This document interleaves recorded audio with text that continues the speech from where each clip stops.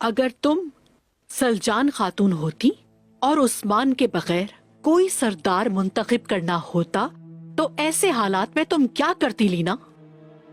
اس قسم کی صورتحال میں میرا قبیلے میں رہنا مشکل ہو جاتا، لیکن میں اپنے لیے کوشش ضرور کرتی۔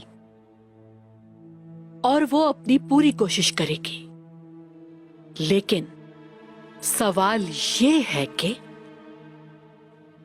وہ کرنا کیا چاہتی ہے؟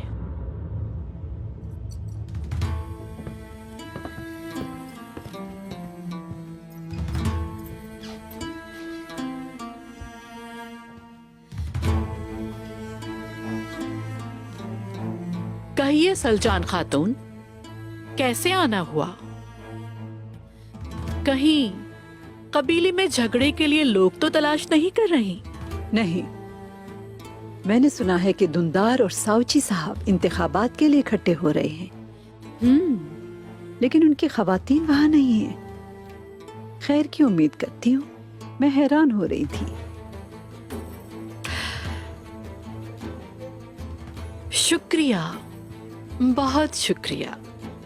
ابھی تو فی الحال کچھ بھی نہیں سوچا ہے کہ کیا کرنا ہے۔ اگر تم نے کچھ برا کرنے کی کوشش نہ کی تو ہمیں کچھ نہیں کرنا پڑے گا۔ تمہیں پتا ہے یہ بات تو میری فطرت میں ہے، تم جان نہیں سکتی کہ میں کیا کرنے والی ہوں، لیکن اگر انہوں نے عثمان کے بغیر جرگہ بلایا تو پھر مجھے یقیناً کچھ نہ کچھ کرنا ہوگا۔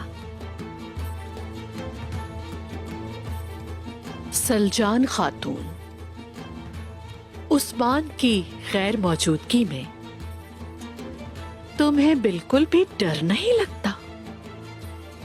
بہت نڈر ہو تم۔ معاذ اللہ۔ عثمان یہاں نہیں، لیکن میرے ہوتے ہوئے سلجان خاتون کے ساتھ کوئی کیا کر سکتا ہے؟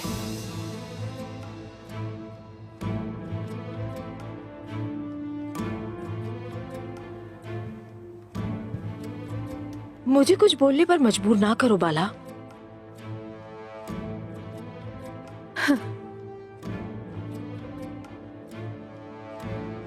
آپ کو لگتا ہے منتقلی بدلی ہے؟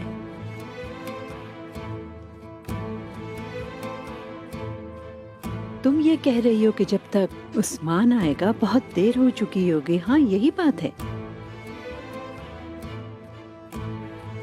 تو یہ مطلب ہے عثمان کی واپسی سے پہلے مجھے ہی کچھ کرنا ہوگا، ہاں؟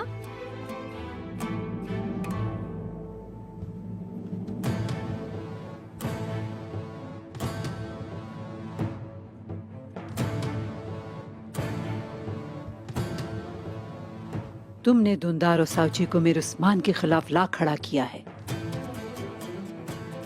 تم نے بغیر تلوار کے شکاریوں کو شیر کے شکار پر بھیج دیا ہے۔ افسوس اپنے ہی آدمیوں کو تم نے اپنے ہاتھ سے آگ میں جھونک دیا ہے۔ میرا شیر ابھی جنگی مہم سے لوٹا ہے، جس کی تلوار سے خون اور ماتھے سے پسینہ بھی خشک نہیں ہوا، اور تم لوگ سازشوں میں لگے ہو۔ کچھ عقل سے کام لو اور یہ دعا کرو کہ نتیجہ تمہارے حق میں بہتر ہو۔ دروازہ کھولو۔